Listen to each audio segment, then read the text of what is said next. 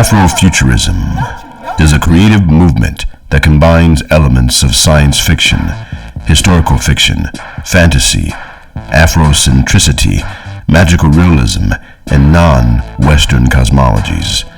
The term describes the crossing over between African American themes, black literature, and 1980s techno culture. It is imagining possible futures through a black cultural lens. Such seminal voices as Octavia E. Butler, Samuel R. Delany, Sun Ra have greatly defined the parameters of the Afro-Futurism movement.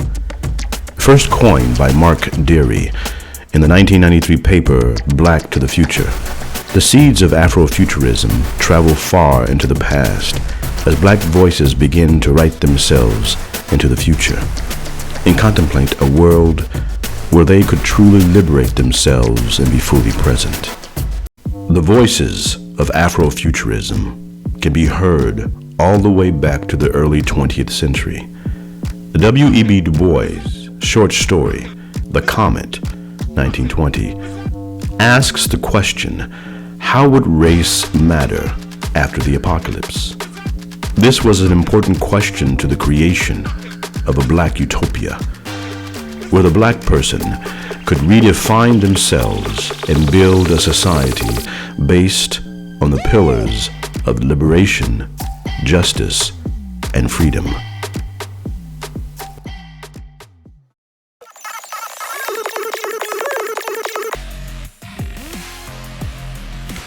Sun Ra linked African American cultural themes with Egyptian mythology.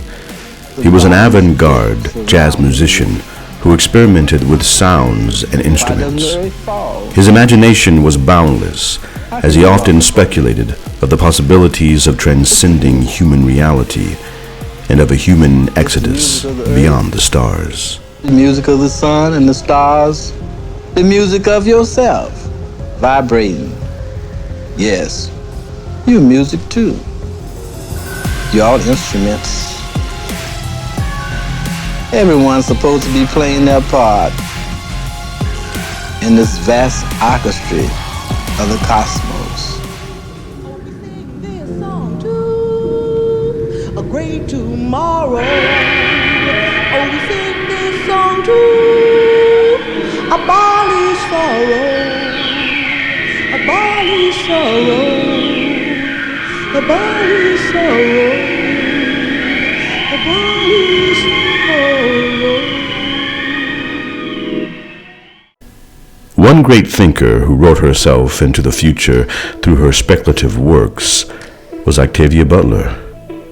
There are all sorts of walls around other genres, romances, mysteries, westerns. There are no real walls around science fiction. We can build them, but they're not there. Her positive obsession with writing created highly imaginative worlds and rich characters who explored the depths of reality in the often harsh worlds of her novels. I think really a lot of my early writing had to do with my own feelings of powerlessness. So I dealt often with power, with what it did to people, what they did with it when they got it. And what I do in the Xenogenesis books is explain what that is. I have aliens who arrive and who are interested in us because they are natural genetic engineers. They are gene traders, as a matter of fact, but who tell us that we have this conflict within ourselves. All too often our intelligence serves our hierarchical tendencies so that we tend to one-up ourselves to death.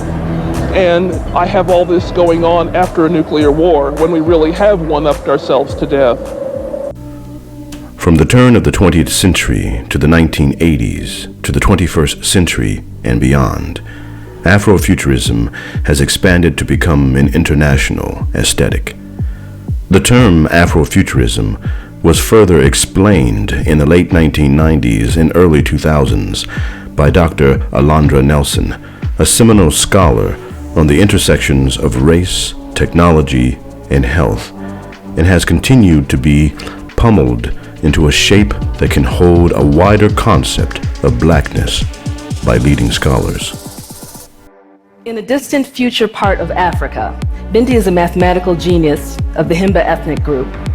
She's been accepted into a university on another planet, and she's decided to go.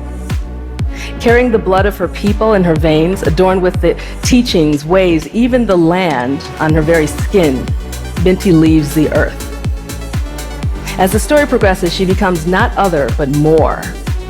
This idea of leaving, but bringing and then becoming more is at one of the hearts of Afro-Futurism, or you can simply call it a different type of science fiction.